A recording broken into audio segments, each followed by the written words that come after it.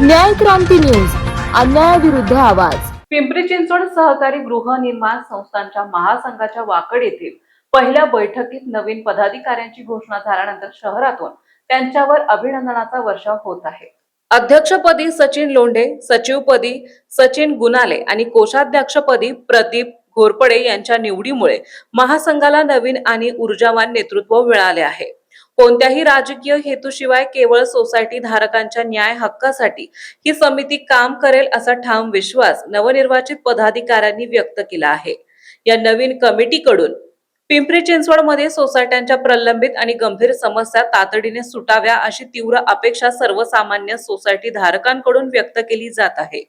यामध्ये विशेषतः महासंघाने केवळ कागदोपत्री काम न करता प्रत्येक सोसायटीच्या प्रतिनिधींसोबत प्रत्यक्ष बैठका घ्याव्यात आणि त्यांच्या अडचणी समजून घेऊन त्या सोडवण्याला सर्वोच्च प्राधान्य द्यावे असे मत अनेक सोसायटी धारकांनी मांडले आहे.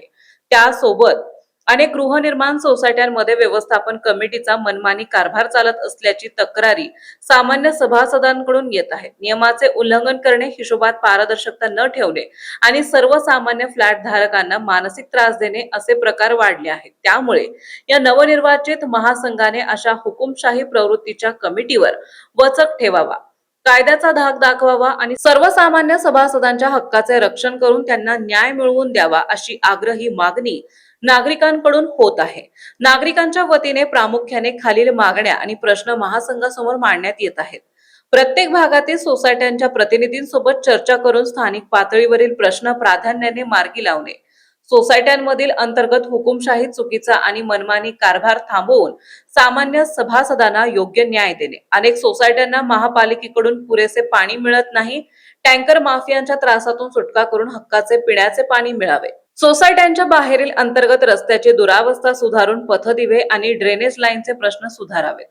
सोसायट्यांच्या परिसरात कचऱ्याची विल्हेवाट लावण्याची योग्य यंत्रणा असावी आणि सुरक्षिततेच्या दृष्टीने उपाययोजना व्हाव्यात. सोसायट्यांवर आकारला जाणारा आवाजवी मालमत्ता कर आणि शासती कर याबाबत महापालिकेकडे योग्य पाठपुरावा व्हावा. गृहप्रकल्पाचे कन्व्हेन्स डीड कन्व्हेन्स आणि ओसी मिळवून देण्यासाठी फेडरेशनने मध्यस्थी करावी. अंतर्गत सोसायट्यांमध्ये राजकारण दूर ठेवून अंतर्गत वाद समापचाराने सोडवण्यासाठी महासंघाने सक्षम व्यासपीठ द्यावे. नवनिर्वाचित अध्यक्ष सचिन लोंढे यांनी स्पष्ट केले आहे की महासंघ पूर्णपणे अपक्ष आणि पारदर्शक पद्धतीने कार्य करेल. नागरिकांच्या या सर्व अपेक्षा पूर्ण करणे, प्रतिनिधींशी थेट संवाद साधणे आणि सामान्य सभासदांना न्याय देणे हेच नवीन कार्यकारिणीचे मुख्य उद्दिष्ट असणार आहे. प्रशांत काटे, संपादक, न्याय क्रांती न्यूज, पिंपरी चिंचवड, पुणे. आपल्या परिसरातील बातम्या पाहण्यासाठी चॅनलला सबस्क्राईब करा, व्हिडिओला लाईक करा आणि बेल आयकॉन दाबायला विसरू नका.